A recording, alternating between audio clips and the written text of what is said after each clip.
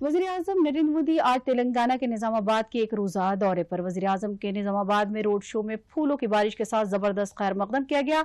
इस मौके पर उन्होंने हाथ हिलाकर लोगों का शुक्रिया अदा किया। रोड शो में अवाम ने मोदी मोदी नाम के नारे भी लगाए। वज़ीर-ए-आज़म मोदी एक अजीमुश्शान अवामी जलसे से खिताब कर रहे हैं।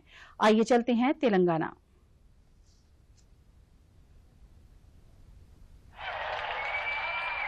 तेलंगाना के लोगों में विकास की जो एस्पिरेशन है उसे मैं भली भांति समझ सकता हूं। अभी मैं देख रहा था क्या वाइब्रेंसी थी, क्या ऊर्जा थी, क्या जुनून था। मेरे साथियों, आपको 100 सलाम।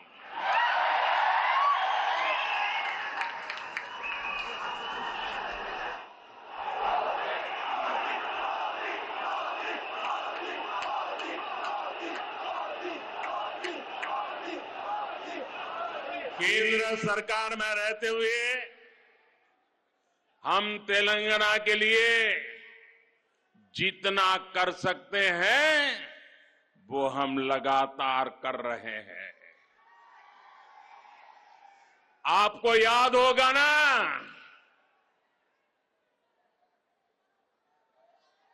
हम लोगों ने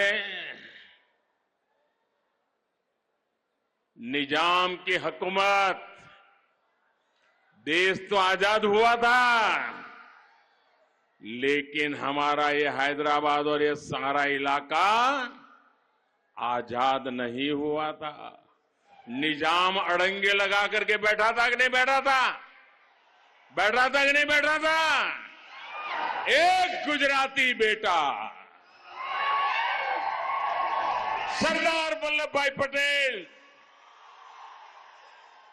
उसने ताकत का परिचय दिया और आपकी आजादी को पक्का कर दिया। आज दूसरा गुजराती बेटा आपकी समृद्धि के लिए आया है, आपके विकास के लिए आया है, आपकी बढ़ाई के लिए आया है।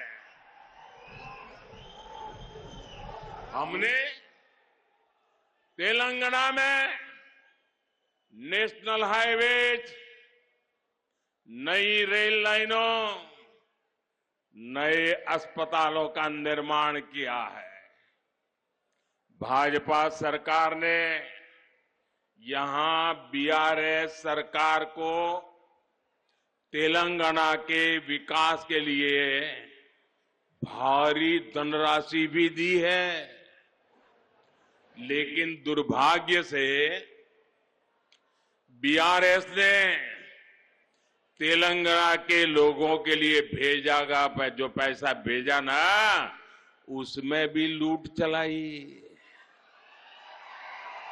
लूट सके तो लूट, यही उनका मंत्र है।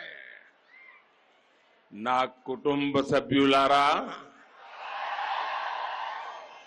भारत जैसे लोकतंत्र देश में प्रजा का महत्व होना चाहिए, परिवारवादियों का नहीं। और इन्होंने तो लोकतंत्र को लूट तंत्र बना दिया है, प्रजातंत्र को परिवार तंत्र बना दिया है। तेलंगाना के निर्माण के लिए हजारों परिवार संघर्ष करते करते तबाह हो गए। अनेकों नौजवानों ने बलिदान दिया, माताएं बहनों ने मुसीबतें झेली, लेकिन एक परिवार ने सब कुछ कब्जा कर लिया और उन परिवारों को कोई पूछने वाला नहीं है। तेलंगाना में बस एक ही परिवार ने यहां के लाखों परिवारों के सपनों पर कब्जा कर लिया है। वर्तमान तेलंगाना में या तो केसीआर खुद है या उनके बेटे हैं, या उनकी बेटी है, या उनके भतीजे हैं, या उनके भांजे हैं, या चाहे उनके ससुराल वाले हैं, कोई बचा ही नहीं है। बस यही काम, लूटो। क्या आपने कभी सोचा है कि वो कैसे आपके एक वोट का उपयोग केवल अपने परिवार को अमीर बनाने में कर रहे हैं?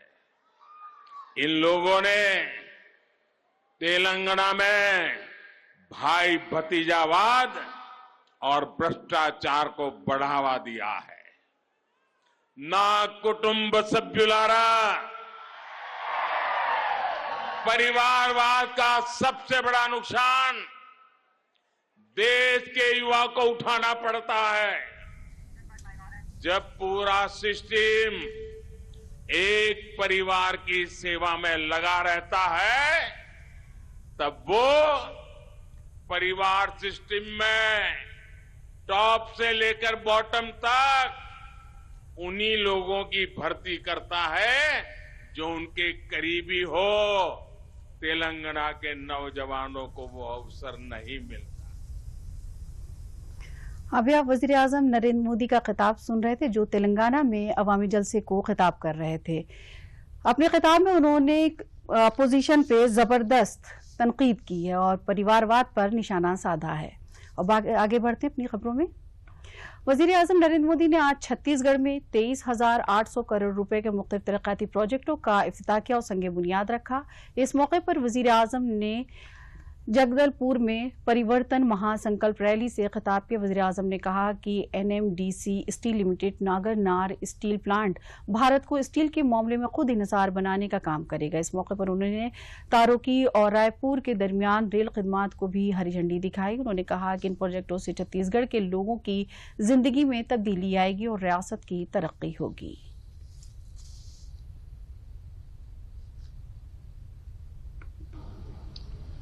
विकसित भारत का सपना तब सिद्ध होगा जब हर प्रदेश, हर जिला, हर गांव विकसित हो। इस संकल्प को शक्ति देने के लिए आज यहां लगभग 27,000 करोड़ रुपए की योजनाओं का शिलान्यास और लोकार्पण हुआ है। मैं आप सभी को, छत्तीसगढ़ की जनता को बहुत बहुत बधाई देता हूं। स्टील निर्माण में भारत आत्मनिर्भर हो, इसके लिए बीते 9 वर्षों में अनेक कदम उठाए गए हैं।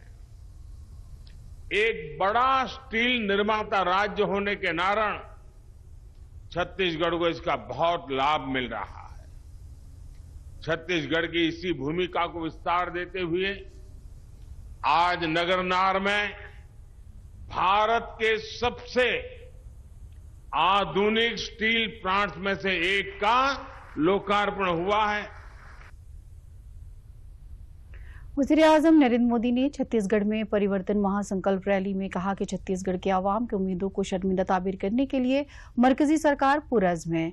वज़ीर आज़म ने कहा कि छत्तीसगढ़ में मैंने काम किया। उन्होंने बलराम कश्यप यादव को याद करते हुए कहा कि वो मेरे गुरु हैं। उनकी तरगीब से छत्तीसगढ़ की तरक्की का ख्वाब मुकम्मल हो रहा है। उन्होंने कांग्रेस पर निशाना साधते हुए कहा कि राजस्थान और छत्तीसगढ़ में जराइम में मुकाबला चल रहा है कि कौन आगे रहेगा। उन्होंने कहा कि कांग्रेस की बदउनवानी करने में सभी रियासतों पर मेरी सरकार ने ताला लगा दिया है। स्टील प्लांट के इफ्तिताह में सरकार के नुमाइंदे का ना आना ये जाहिर करता है कि उनका आपकी तरक्की से कोई लेना देना नहीं है। तो उसकी प्राथमिकता होती कि यहां बस्तर में ही स्टील का कारखाना लगाए, लेकिन कांग्रेस ने यहां से कच्चा माल निकाला और फिर कच्चा माल ही विदेश भेज दिया। इसमें कांग्रेस के नेताओं ने कमाया, यहां के नौजवानों को कुछ नहीं मिला।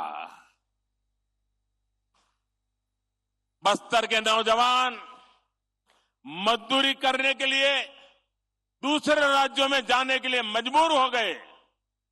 लेकिन भाइयों बहनों, ये मोदी है, आपके बीच में पला बड़ा है, इसलिए आपका ही सोचता है। गरीब की चिंता, गरीब के हित, यही मोदी के दिमाग में भरा पड़ा रहता है। इसलिए हमने दिल्ली में मुझे आपने सेवा करने का मौका दिया, हमने बस्तर में स्टील कारखाने का काम तेजी से पूरा करवाया। भाजपा सरकार ने लगभग 24,000 करोड़ रुपए स्टील के कारखाने पर लगाए। इससे इस क्षेत्र के 50-55 हजार साथियों को रोजगार मिलना तय हुआ है। बस्तर के मेरे नौजवानों, इनका इरादा समझिए। ये झूठी बातें फैलाकर ये स्टील प्लांट को भी हड़पना चाहते हैं। इस स्टील प्लांट को भी कांग्रेस ही अपने बच्चों, अपने रिश्तेदारों की तिजोरी भरने का माध्यम बनाना चाहते हैं।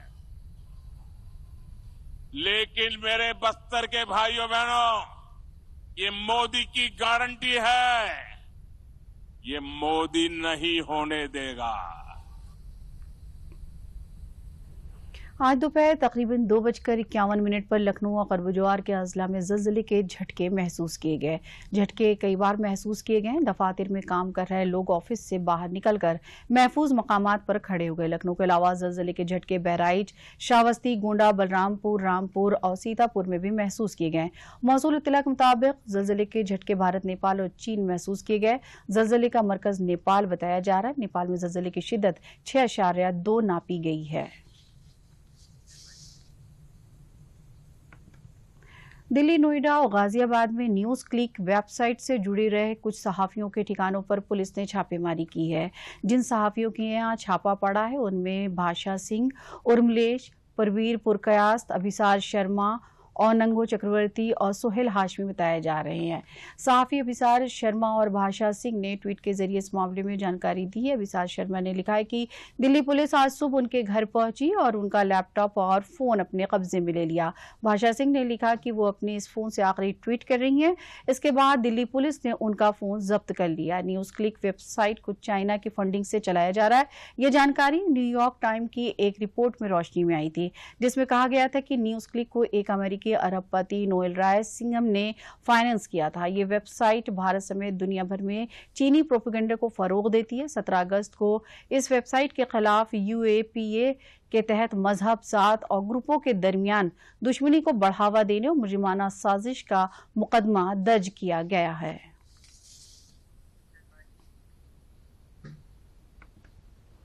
वज़ीर आला योगी आदित्यनाथ ने मुतादी बीमारी कंट्रोल मुहिम के गोरखपुर में आगाज किया।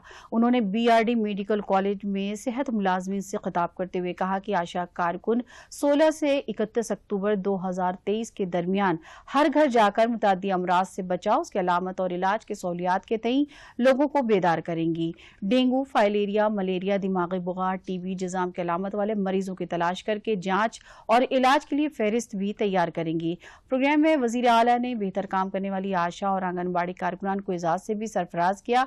इसी के साथ ही आयुष्मान योजना के मुस्तफीदीन को कार्ड भी तकसीम किए। वज़ीर आला ने मुतादी अमराज दस्ते को हरी झंडी दिखाकर रवाना किया। उन्होंने वज़ीर आज़म की क़यादत में जिस तरह रियासत आगे बढ़ रही है उसका जिक्र किया। वज़ीर आला योगी आदित्यनाथ ने कहा कि हर शख्स की सेहत बेहतर रहे, इसके लिए सरकार काम कर रही है।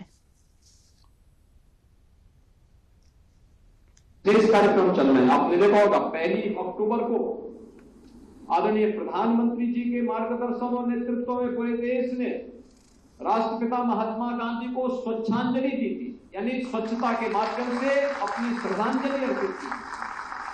राष्ट्रपिता महात्मा गांधी के प्रति इससे बड़ी श्रद्धांजलि दूसरी नहीं हो सकती कि जो उनका प्रिय विषय है, क्योंकि वे जानते थे गंदगी होगी तो बीमारी होगी, बीमारी होगी तो स्वाभाविक रूप से व्यक्ति की कार्य करने की सामर्थ्य और शक्ति कमजोर होगी। अगर हमें भारत को एक सशक्त भारत बनाना है, समर्थ भारत बनाना है, स्वावलंबी भारत बनाना है, उसका मार्ग स्वच्छ भारत अभियान से चलता है। और प्रधानमंत्री मोदी जी ने 2 अक्टूबर 2014 को इसी स्वच्छ भारत अभियान का शुभारंभ किया था और आज उसी का परिणाम है। हर घर में टॉयलेट बने, स्वच्छता के प्रति लोगों में जागरूकता पैदा हुई। हम लोगों ने जगह जगह जाकर के विभिन्न प्रकार के कार्यक्रम प्रारंभ किए। प्लास्टिक पे बैन किया गया। हमें अपने इसको दैनिक जीवन का हिस्सा बनाना पड़ेगा। रियासत में आज से 31 अक्टूबर तक खुसूसी मुतादी अमराज कंट्रोल मुहिम की शुरुआत की गई है। 16 से 31 अक्टूबर के दरमियान सभी बल्दियात में दस्तक मुहिम भी शुरू की जाएगी। पूरी मुहिम की रोजाना निगरानी और रिपोर्टिंग होगी। लापरवाही बरतने वाले जिम्मेदार मुलाजमीन की शिनाख्त करके उनके खिलाफ सख्त कार्रवाई भी की जाएगी। मुतादी अमराज के खिलाफ योगी सरकार की मुहिम को कामयाब बनाने के लिए लखनऊ में शहरी कम्युनिटी हेल्थ सेंटर अलीगंज में मुतादी अमराज तिब्बी कैंप का भी इनेकाद किया गया। इस मौके पर भारतीय जनता पार्टी के सीनियर लीडर नीरज बोरा की मौजूदगी में प्रोग्राम चलाया गया।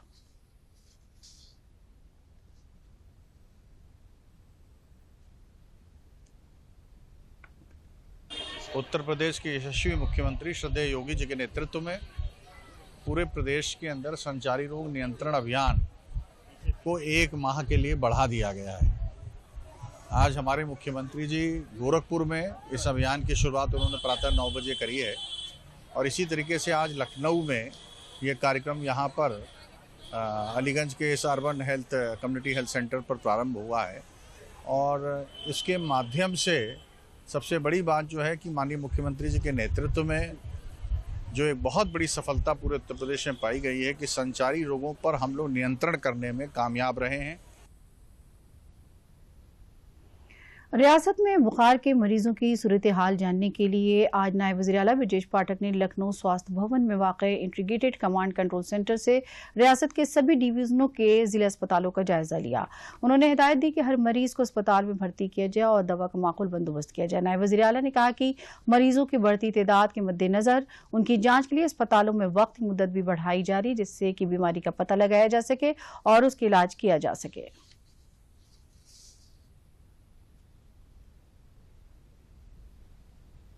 उत्तर प्रदेश में बुखार, डेंगू, मलेरिया जो संचारी रोग हैं उनको पूरी तरह से समाप्त करने के लिए संचारी रोग अभियान आज प्रारंभ किया गया है।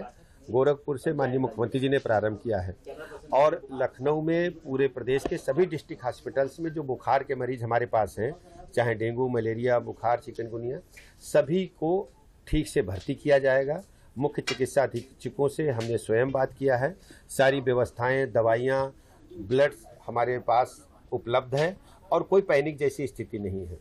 जिन जनपदों में अधिक बुखार के मरीज हैं उनको हमने चिंता करते हुए से 18 जिलों में हमने विशेष रूप से लखनऊ से टीम भेजी है कि वहां जाकर के ये लोग निरीक्षण करेंगे और परीक्षण भी करेंगे कि कैसे वहां पर बुखार के रोगी अधिक आ रहे हैं और उसके इलाज की पूरी व्यवस्था करके आएंगे। हॉस्पिटल्स में कोई दिक्कत नहीं है। मरकजी वजीर कौशल किशोर ने बताया कि लखनऊ में 19 अक्टूबर को नशे से पाक बनाने के लिए हाफ मैराथन का इनेकाद किया जाएगा। उन्होंने कहा कि आज़ादी के 100 बरस मुकम्मल होने पर 2047 तक हमें तरक्की याफ्ता मुल्क बनना है और तरक्की याफ्ता मुल्क बनने के लिए हमें मंशियात से पाक भारत भी बनाना है। उन्होंने कहा कि समाज के हर शख्स को नशे से पाक मुहिम से जुड़ना चाहिए। उन्होंने बताया कि हाफ मैराथन में फातिहीन को 3 लाख, 2 लाख और 1 लाख रुपए के इनाम की रकम दी जाएगी। आदरणीय गृह मंत्री माननीय अमित शाह जी ने, जैसा अभी आप जानते हैं, लगभग 1.5 महीना पहले 1,44,000 किलो ड्रग्स को पकड़ के जलाने का काम किया और घोषणा भी किया है आदरणीय गृह मंत्री माननीय अमित शाह जी ने कि जब आज़ादी के 100 साल पूरे होंगे सन 2047 तक, तब हमारा देश नशा मुक्त देश भी बन जाएगा। तब तक विकसित देश, आत्मनिर्भर देश और नशा मुक्त देश। उसी नशा मुक्त भारत अभियान के तहत मेरे बेटे आकाश किशोर जेबी की पुण्यतिथि 19 अक्टूबर को लखनऊ में एक नशा मुक्त हाफ मैराथन दौड़ का आयोजन किया जा रहा है। स्वच्छता ही सेवा मुहिम के तहत रियासत के 135 मकामात पर सुलभ इंटरनेशनल के जरिए श्रमदान किया गया। वज़ीर-ए-आज़म नरेंद्र मोदी की अपील पर लोगों को सफाई के तहत बेदार करने के लिए मुहिम चलाई गई। बैतुल खला को कैसे साफ रखा जाए, आसपास कैसे गंदगी से निजात पाई जाए, नालियों को साफ रखा जाए, उसको लेकर लोगों को बेदार किया गया। सफाई की वजह से किन बीमारियों से आपको निजात मिल सकती है, इसके बारे में भी लोगों को मालूमात फराहम की गई।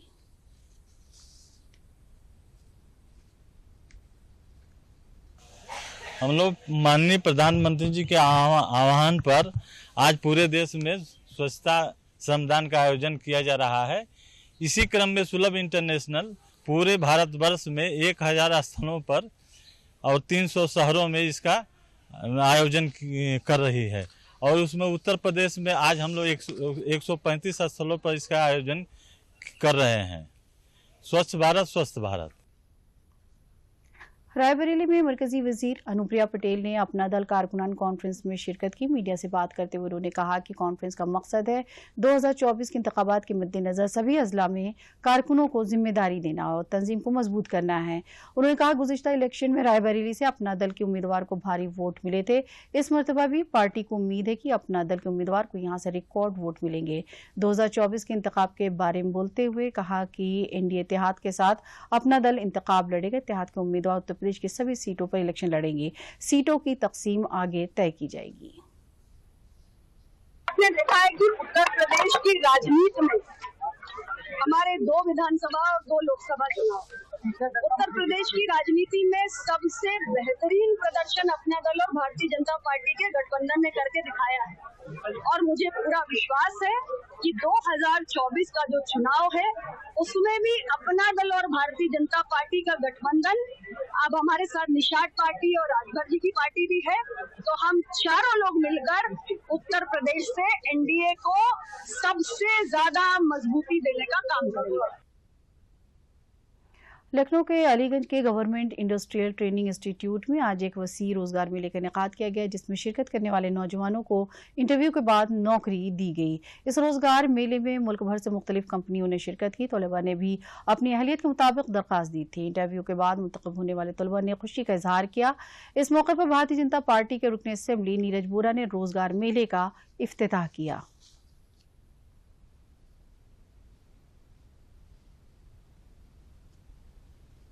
मेला आज आयोजित हुआ है, जहां 10,000 से अधिक नौकरियां लेकर आज हम लोग उपस्थित हैं। 80 कंपनियां आई हैं और इस मेले के माध्यम से बड़े पैमाने पर उत्तर प्रदेश का नौजवान और नवयुवक और नवयुवतियां दोनों उपस्थित हैं। मेरी शुभकामनाएं हैं कि सबको रोजगार मिले, हर हाथों को हुनर और हर एक को रोजगार। यह संकल्प हमारे देश के यशस्वी प्रधानमंत्री आदरणीय नरेंद्र भाई मोदी और उत्तर प्रदेश के यशस्वी मुख्यमंत्री आदरणीय योगी जी ने लिया है। बहुत अच्छा लगा, यहाँ पे मुझे जॉब मिल चुकी है। मुझे मतलब इंटरव्यू हुआ था, उसमें मैं पास हो गई थी, इसीलिए मुझे यहाँ पे जॉब मिल चुकी है। इसीलिए सब रोजगारी भी कम हो गई है, लोगों को जॉब मिलती रहती, इसीलिए सरकार का धन्यवाद। प्रयागराज में स्वच्छता ही सेवा पखवाड़े के तहत बाबा क़ौम महात्मा गांधी की जयंती के मौके पर वज़ारत इत्तलात और नशरियात के मरकजी मवासलात ब्यूरो प्रयागराज की जानिब से आज RN इंटर कॉलेज नवाबगंज में एक रोज़ा खुसूसी राब्ता मुहिम का इनेकाद किया गया। इस मौके पर स्वच्छता बेदारी रैली भी निकाली गई। फाफामो के रुकन असेंबली गुरु प्रसाद मौर्य की क़यादत में दीगर मेहमानों के जरिए कॉलेज के पास झाड़ू लगाकर सफाई की गई और स्वच्छता के तय लोगों को बेदार किया गया।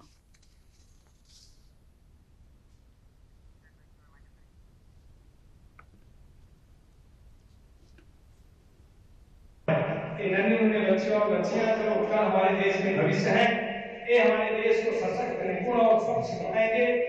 इनके लिए जितना भी हम सब लोगों को मेहनत करना पड़े, बीच में आना पड़े, वो कम है।